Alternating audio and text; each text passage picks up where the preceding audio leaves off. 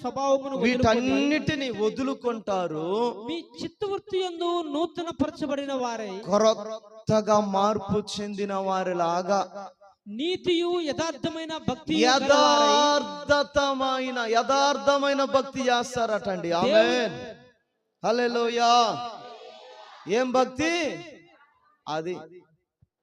యేసుక్రీస్తు వారుగా ఉండడానికి పిలువబడిన వారిలో ఏం కనపడాలి? అది కనపడాలి. జరిగింది ఒకటి, చెప్పేది ఒకటి. జరిగింది ఒకటి, చెప్పేది ఒకటి. రాత్రి అదే కనిపెట్టుకుడుక. లేని వార్తను పుట్టింపకూడదు అని వాక్యంలో రాసింది.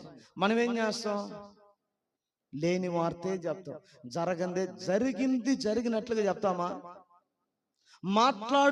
మాట్లాడుకున్నట్లుగా చెప్తాం. పాస్టర్ వచ్చి అడిగాడు, ఏందమ్మా ఏంటి ఏం లేదండి, ఏం లేదా